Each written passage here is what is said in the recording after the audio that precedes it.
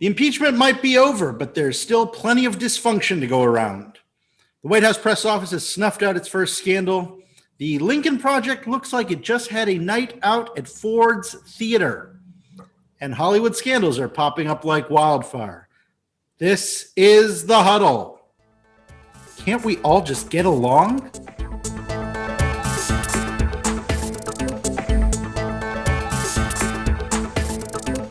Welcome to another week of The Huddle. I'm Brendan Kownacki, bringing you inner circle analysis of news, politics, and anything worth tweeting about.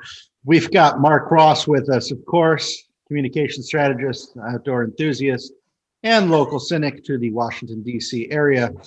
Marc, we wrapped up the Trump impeachment trial this past week again.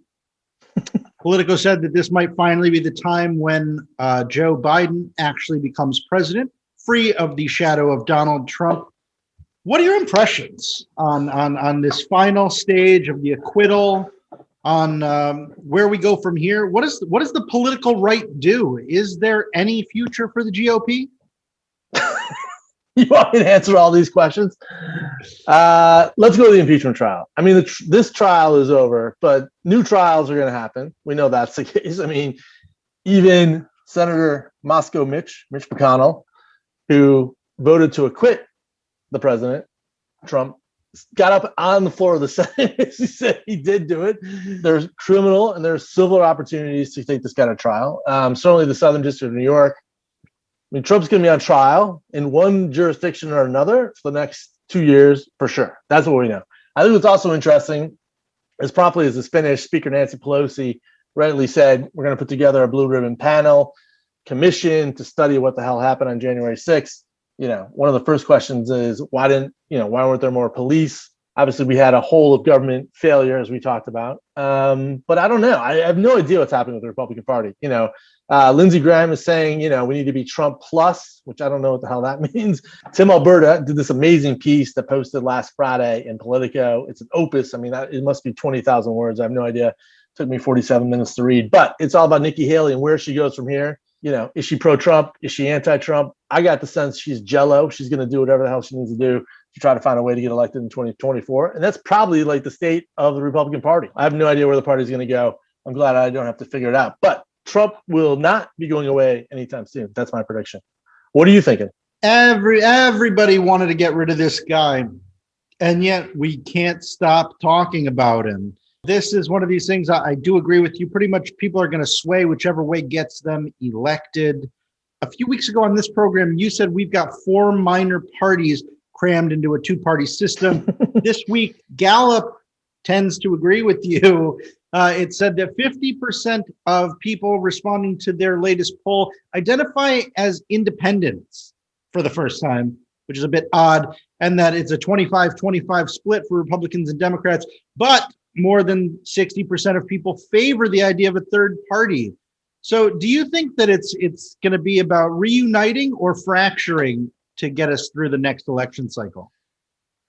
I think the 2 parties are going to be there, just because of inertia and all kinds of reasons. I mean, they basically control the ballot process, but, they're both going to be big tents. The political parties aren't as strong as they used to be. There are no more backroom, smoke-filled rooms where people decide who's going to run. Any candidate now can raise money, low dollar, $5, $10, $15, $25 at will across the spectrum. I know we're going to talk about the Lincoln Project. I mean, the Lincoln Project raised $90 million. Right? Well, these guys wanted to be the new future of the Republican Party, and now I think 4 of them are being investigated for criminal wrongdoing. So at this point, it feels like that's not the future of the Republican Party. Well, I think it was a Lincoln Project. I thought they wanted to be a media company like Axios. I mean, that once again, we're seeing the merging of entrepreneurship, the ability to raise money quickly. I mean, media. The parties aren't going away. Like, that's the thing. It's just like, who is the membership of those parties and if they really matter. In fact, in California, the largest state in the union, the Republicans in that state are the third party. Independents, to your point, is the second largest group of identified voters in that state. But, we're going to have parties. There's going to be caucuses. There's going to be primaries. And I think what's going to be interesting, we've got 2 governor's races in New Jersey and in Virginia this year. Maybe they'll give us some sign of what the hell to expect in 2022 and 2024. there's going to be a lot of investigation into people's beliefs and how they choose to express them coming up. Speaking of expression, I want to change gears a little bit. We did see our first pseudo scandal coming out of the White House this past week. There was some controversy about an interaction between a Politico reporter and a deputy press secretary. Initially, he was suspended for using some threatening and misogynistic language, but he ultimately resigned. And as a parallel, while this was all happening, a new documentary from Hulu was getting a lot of attention for the Free Britney movement. That's Britney Spears. It was also highlighting a lot of atrocious clips from comedians and interviewers from the 90s of how they were treating the young female singer. Mark, the question that I have in both of these cases, how do we set a path forward for a relationship between the media and the subject on the other side, whether it's pop culture or political? Because it seems like this adversarial relationship between the press and who they cover is getting worse and worse, and we don't know what's safe to say anymore. I remember when I first got to DC in the 90s, 1996, and I had this hot shop job, and I was sat down, and the first thing they told me after they didn't even tell me where the restroom was or how to get a pencil or whatever. They said, if we ever see your name in the Washington Post, you're out of here. I think, that should be the standard. If you say something that stupid and that ridiculous, I was surprised that it took DJ 48 hours to resign. You should have done it promptly. As for Britney, I haven't seen the documentary. It's getting rave reviews. I see that Netflix is going to also do a documentary on the subject. Speaking of DJs, Justin Timberlake promptly apologized to both Britney and to Miss Jackson, if you're nasty. And you just can't act like a bonehead. I think that's the general rule of thumb. You don't act like a bonehead. What's your advice on dealing with women in the workplace? I mean, you're being very logical. You're being very logical. This was a documentary or a movement that first started out examining the idea of how we treat people who have mental health problems. That was the idea of the conservatorship that was placed over Britney after she had a bit of a breakdown in 2007 following bad press, a short-lived marriage in Vegas. And now it's become a whole bigger discussion point about how we treat young people, how we treat famous people, how we treat females, how we treat, there's so many different discussions. And I think the question at hand is, are we just reaching a point of complete incivility that nobody knows how to interact with each other anymore? Because like you said, I think it's just that simple. Don't be a bonehead. Don't be an asshole. I think what's interesting, getting back to young people, just this week, our friend Claudia Conway, there was a teaser clip of her auditioning, and both of her parents apparently are in the show as well, in American Idol. So, I think there's a lot of mixed messages, but getting back to the salient point, don't be a bonehead, and certainly don't be a bonehead with a reporter. There are women out there, very professional. Don't be a bonehead. That's my message. I certainly don't have all the answers. I did see the American Idol clip. It does raise questions whether or not we should be exploiting a 16-year-old and a fragile relationship with her Politico parents in order to try and get viewers on ABC. But I'll leave that up to the network. Mark, I know we want to go on to an even broader issue for the day. Why don't you tell us about our guest? So our guest is the foremost expert on the first ladies. And who better to be in the inner circle than a first lady? We're going to look at every first lady. We're going to cover as much territory as we can, from Martha Washington to today's first lady, Dr. Jill Biden. For ages, first ladies have been partners to their husbands in setting the national agenda. Our guest today knows a lot about that. We've got Andrew Och. He's an author and historian who we call the First Lady's Man. He has previously worked on a series for C-SPAN about the presidential wives, and he is the author of Unusual for Their Time, On the Road with America's First Ladies. volumes 1 and 2. Andrew, thank you for joining us today on The Huddle. Brendan, great to be here on The Huddle with you. Well, this is such a interesting topic to me. It's something you've put so much time in. Tell me, why first ladies? How did you first get the bug to explore kind of this other side of the White House? Outside of the president, this is one of the most visible people when a new administration comes in. And I know you looked all the way back to Martha Washington.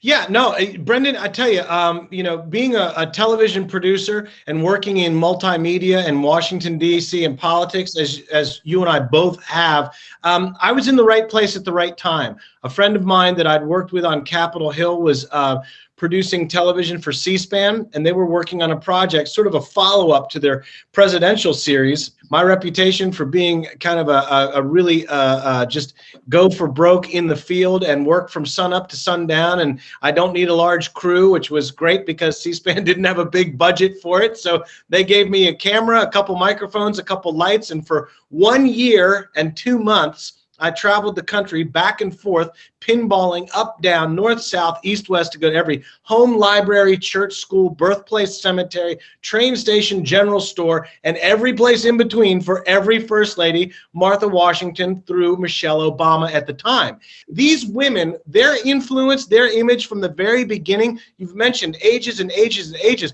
George Washington could not have made America, could not have staged the revolution, could not have done this without Martha Washington's money, influence, advice, counsel. He had her come at great personal risk and peril, difficult times, to nearly every winter encampment of the Revolutionary War, and not just to throw parties. And parties back then were even more dinners. That's where, there was not, the mail wasn't great. There was no electricity. There weren't telephones, telegrams, nothing. These political events, these dinners, these parties, these religious gatherings, these ceremonies, that's where decisions were made, strategy was put forth, and decisions were made to revolutionize the colonies into America. These women are that important, and they made me the first ladies man. And there was so much material that I had that didn't make it into the series. I had to start speaking about it, and I had to start write the books, and that's where you get me right now today.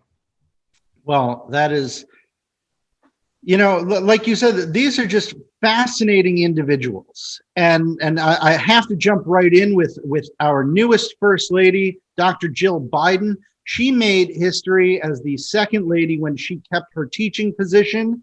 And now she's making more history by doing the same as the First Lady.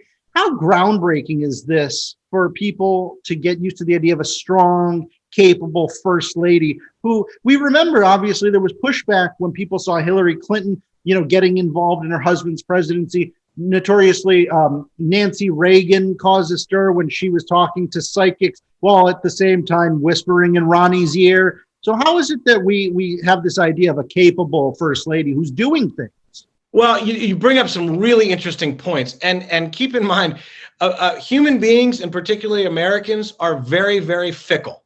What is good for one is not always good for another, and historically, this goes back to the beginning of time as well, Martha Washington on through Dr. Jill Biden, that you can champion and celebrate one First Lady for what 4 years later you will literally criticize and run through the ringer and drag through the mud for the next. And it's just whether you voted for them, whether you like their husband, whether you don't. And this has been going on for a long time. Melania Trump got a lot of grief when she didn't move to Washington, D.C. immediately. Well, you know what?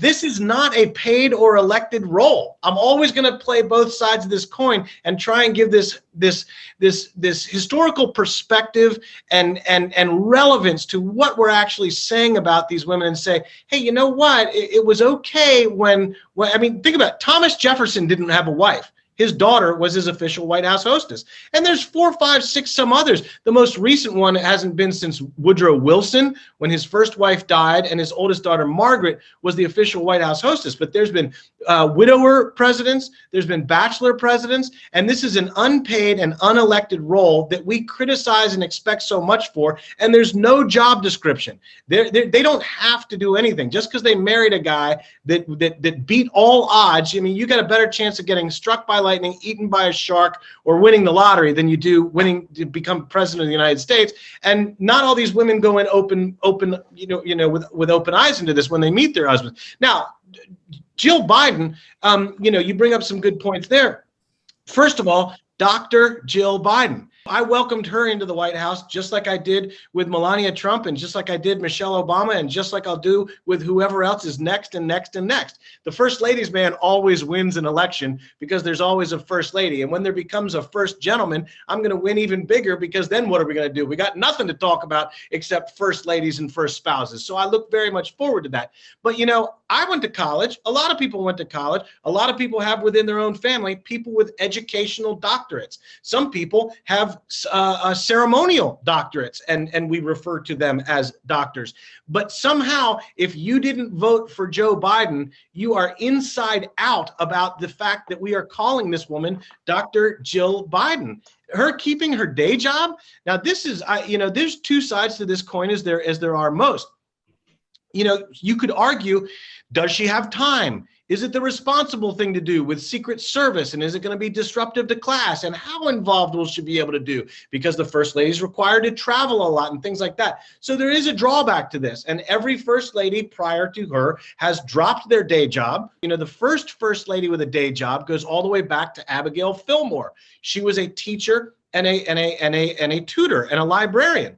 And she gave up her day job. Didn't maybe mean as much back then as it did now. Women's careers weren't as expansive as they are now, but it's still her career and her job. And every first lady who's had a day job since then has given it up to focus on this. So can she? Will she? Well, that's yet to be seen. I see no reason why, if a first lady or first spouse wants to keep her day job and keep it relevant and keep contributing in that way, why she shouldn't, and people that like Joe Biden and voted for Joe Biden and like Dr. Jill Biden, are going to support that. And people that voted the other way are not. And that's just what it comes down to. So Dr. Biden, she is certainly the, probably the closest inner circle when it comes to her husband, President Joe Biden. And I know she's going to help shape this national agenda a bit. One of the things she's made no secret of is her choice to try to reprioritize family. When I had a chance to interview her several years ago as the second lady, she mentioned that they were still trying to do family dinners every Sunday. We've seen obviously a lot of the grandchildren here since President Biden took office. And now Dr. B has vowed to restart the Joining Forces Initiative, which is all about military families, which she started with Michelle Obama. Tell me a little bit about how a first lady takes on those causes that are going to define their role in the administration, the East Wing office. I think they said that Dr. Biden had hired almost twice as many staffers, direct staffers, as Melania or even Michelle Obama had. Well, Dr. Biden has been a politician's wife, an activist, and along with that, a teacher. So these all play very well into each other. Again, going back historically, since the Revolutionary War, the Civil War, any first lady that's been involved in that has always tried to do things for families, wanting to take care of people that people don't always have a voice and give a voice for. Dr. Biden rolls into this with years and years of experience. As far as her being the closest confidant, that goes back again to George Washington. He had his wife, he had Martha Washington come to winter encampments of the Revolutionary War, nearly all 13, so he could confide in her, so she could talk to her. Ronald Reagan was closest with Nancy Reagan. Rosalind Carter attended nearly every cabinet meeting and administration meeting. You go back to Ida McKinley, when her husband was governor of Ohio, he would catch his foot at the door, his office door, as she would sit outside of his office door and greet his guests, to leave it open. So after the guest would leave and say goodbye to Mrs. McKinley, he would have her in and say, Ida, what did you think? I mean, these men have been consulting with their wives from day one, and nearly everyone. Wilson, I mentioned earlier, Wilson's second wife, Edith Wilson, even took over a lot of the duties of the presidency when he had a debilitating stroke, which kept him out of the public eye for months and months. But even before that, they would take all of the White House papers, and this is still the little organizer, the file cabinet with a handle on top, the little mobile, filing system they had that would start in the Oval Office with President Wilson. They would carry it upstairs every night into the residence, and Mrs. Edith Wilson would sit and prioritize the work of the day and what would be going on. This is not new. They have these conversations. They have access to arguably the most powerful man in the world, and that makes them the most powerful and influential women, unpaid, unelected, in the world. So Jill Biden starting out with this family and pulling things together, we just, because of we're overinformed, and because of the media, and because of opinion and editorializing and Wikipedia and Facebook and social media and everything, there are a lot of opinions out there, and there's a lot of people that are very critical, and there's a lot of anger. We're getting more and more divided as we go to each election. It seems each election cycle, everyone says, is the worst, is the worst, is the worst. Well, I'll bet you Andrew Jackson would argue and say that his election in the 1820s was the worst because the stress of it and what they wrote about his wife in the papers from the John Quincy Adams, super PACs of the day. They said horrible things about his wife, and she had a heart attack a couple weeks before he was going to inaugurate. Politics is rough business, but as we get into the era of technology and the area of over communication and over informing, all of this stuff comes back twofold. But Dr. Biden is no stranger to this. She's coming out strong with unity. She put hearts out on the White House lawn. How can you be upset? She's got dogs. There's dogs in the White House. I'll make this point too. Historically speaking, and this goes all the way back to Garfield, even before then, Francis Cleveland, who had young children in the White House. You go to the Kennedys, the Bushes, the Obamas. We love to see that nuclear family, that happy family in the White House. And when you've got a husband, a wife, children, grandchildren. So Dr. Biden has got everything in place. She's intelligent. She's been in politics for a while. She knows the harshness. She knows how you can celebrate that. And she's really set up for success here to do some wonderful things if we can get aside of that criticizing the wife of the president who you didn't vote for. There are so many of these examples, time over time. I'm going to bring back in Marc, who himself is a bit of a historian. Marc, what do you think? Andrew, this is so great. Yeah, I'm an amateur War of 1812 historian. There's like 7 of us in the U.S., but it's a great conflict. I do have some questions, obviously, about Dolly Madison. But before that, where did the honorific come from, First Lady? Is it something from European courts? It seems very regal, very serious. When did we start using the term? That's a great question. And it's the less regal choice of what we were left with options. Young America, colonial America, revolutionary America was trying so hard to separate ourselves from everyone else and make this footprint. They didn't even know what to call someone a president. Certainly they weren't going to go with king and queen and things, but this is into the middle 1800s before we hear any sign of this. And, everyone wants to be the first or the biggest or the last if that benefits them, or wherever it fits into your benefit, you want to be in that pecking order. And there's a lot of people that claim to be the first lady, and it goes down like this. The first woman to be called first lady, who was in the White House at the time, was President James Buchanan's niece, Harriet Lane. James Buchanan is the only president never to marry, a bachelor. So she's the first woman who was in the White House serving as the official White House hostess, or in the position we know as the first lady, be called first lady. But historians and experts and researchers will say she wasn't the wife of the president, so she can't be first lady. Well, so then the next woman who actually was a first lady to be referred to as first lady was your favorite Dolly Madison. However, Marc, there's a twist. She was called that at her funeral by President Zachary Taylor. So does it count? Some say no, because she wasn't the sitting first lady married to her husband, James Madison, in the White House at the time that she was called. But the first lady that was actually married to a president who was alive while she was alive in the White House serving as president was Lucy Hayes. I love it. I'm going to win some Jeopardy money on that. Let's get to Dolly Madison. Obviously very famous, War of 1812. The British storm the White House. She saves the famous George Washington portrait. But hail to the chief. Her husband was quite diminutive. Can you talk a little bit about where Hail to the Chief came from?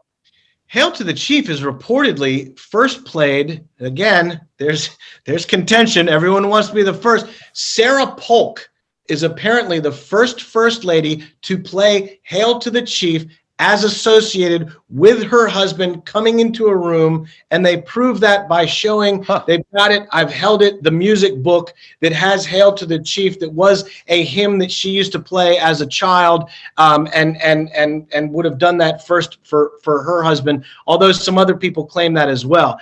Getting back to a little, what Brendan was talking about and forming policy and things like that, Dolly Madison did it. Dolly Madison helped rebuild our country after the War of 1812. You probably know, but not all the viewers, listeners will know, that after that White House was burned, she had to set up camp basically in the Octagon House across the street in Lafayette Park.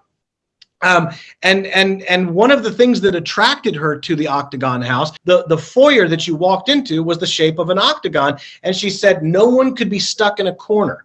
Everyone would have to talk. Diplomatic negotiations that happened in the upstairs second floor dining room, private dining room of this Octagon House, that reshaped a brand new country, that the complete carpet was pulled out from under even before the carpet was really tacked down under it.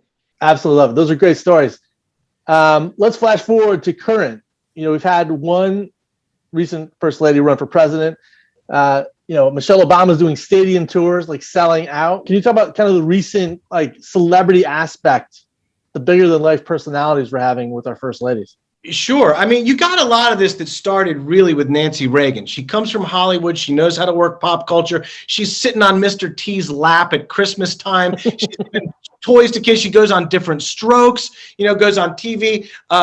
Charles Barkley held her up at an NBA game. Tiny little Nancy Reagan does slam dunk a Just Say No basketball. Jacqueline Kennedy did it, with the tour of the White House. And if these women are in the right place at the right time with the right technology, I mean, some say it's why Nixon lost to JFK in the first place, because you look at those debate tapes and Nixon's falling apart and Kennedy looks like he just stepped off the cover of GQ. And everyone's like, okay, I'm going to vote for the good looking guy, not the guy that's sweating and falling apart, So very interesting to see the way these ladies have been able to use technology, pop culture, and things to their benefit. Now, there's also, again, that flip side to the other coin. And this is what we were talking about previously.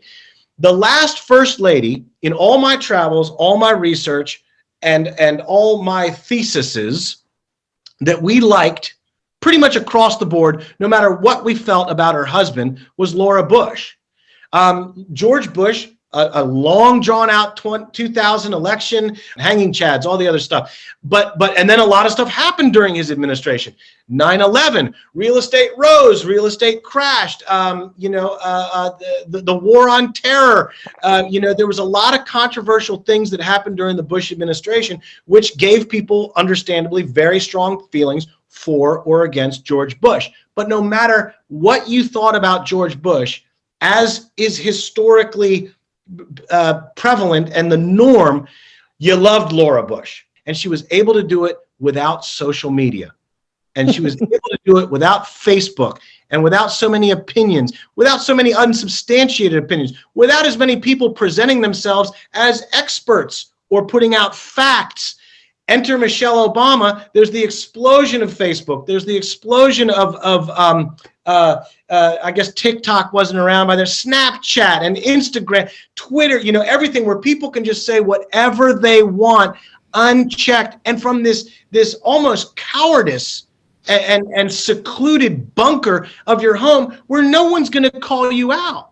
So you get Michelle Obama and Melania Trump are exclusively the two first ladies to be heavily embroiled in this world of social media, and they get wrecked because the people don't like their husbands. These are different people with a lot of different opinions. Mrs. Ford did not do a lot of things to help her husband's political career, speaking out about women's rights and abortion and all kinds of things that got him roasted politically. He said in a 60 Minutes interview afterwards, he said, many times I agreed with my wife, but it didn't matter one way or the other because she would say whatever she wanted to say. Now, she got criticism for it, but not as much because everyone didn't know about it.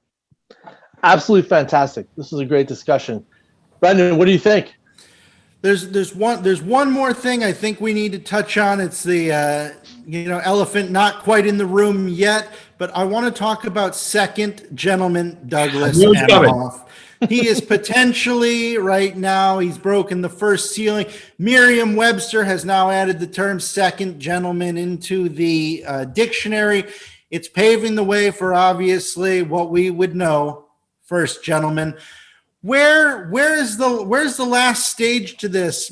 Dr. Biden has already voiced that she wants to be as close with him as Michelle Obama was with her, trying to build that camaraderie, have joint initiatives. What do we think about Doug Emhoff? Well, that's a great question. And I think that this is where Dr. Biden keeping her day job plays well. And here's why. It's looking at these spouses of our president and vice president as professionals, as real people, as more than a slogan or a tea party or somewhere picking out China patterns or redecorating the White House, all of which is very important. When Edith Roosevelt created the East Wing and West Wing, it was revolutionary in the way we would look at the White House and how we would entertain and politic in the White House for various reasons. But, the last election, we had a lot of chances for a lot of firsts and seconds and anomalies here. Melania Trump was the second foreign-born first lady.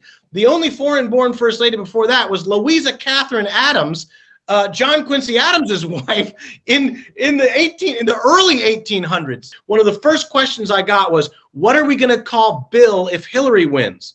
Hillary hadn't even announced that she was running yet. I mean, everyone knew it was going to happen, but not only did she, but I said, well, here's what we're going to call him. We're going to call him President Clinton. And that blew everyone's minds. So now think about Hillary Clinton. I've met her. You probably have too. Everyone that I know or knows her, everyone who I know that knows her says she's a wildly intelligent person. Whether you like her, voted for, support her or not, even people that don't like her that I know say, she's smart, I'll give her that. So she's not going to create that power struggle by having first gentleman President Bill Clinton in the room with her when she's trying to be President Hillary Clinton. It's an automatic pull. It's a power struggle, whether spoken, unspoken or not. So Bill Clinton would probably have not been a first gentleman in the sense that we expect a first gentleman to be. He's a former president. So the first chance of getting a traditional first gentleman or first spouse or first partner or however this shakes out down the road, Doug Emhoff is setting that stage and setting that example. That was excellent. Andrew, thank you so much for giving us a lot to think about. The books are called Unusual for Their Time, On the Road with America's First Ladies. And of course, they can find you at firstladiesman.com for more information about all of the best presidential spouses through history. Andrew, thanks so much for being here. Thank you. Andrew, thanks. Brendan, that was a great chat. As you know, I love history, and it was so great to hear from Andrew Och directly. He's definitely the foremost expert on the First Lady. Plenty more to cover there. It's a great discussion. But we are at that time of the show. You know what it is? It is time to reveal. Who do you want inside your huddle? Brendan, who's your pick? Mark, this week it feels like it's just too easy of a choice for me. I'm going to have to pick Oprah Winfrey. She is getting the coveted interview with Prince Harry, the Duke of Sussex, and his wife, Meghan Markle, as they have revealed on Valentine's Day that they are expecting another child. This is, of course, going to be one of the more dramatic and expected interviews, because now that they are no longer formal working members of the royal family, they don't have to clear this with the Home Office. This is just between the royal couple and their Santa Barbara neighbor, Oprah Winfrey. Should make great TV. What about you? Who would you want in your huddle this week? I'm going to take us across the ocean into the Mediterranean basin. I'm going to pick Italy. Some may say Mario Draghi, who's the new prime minister.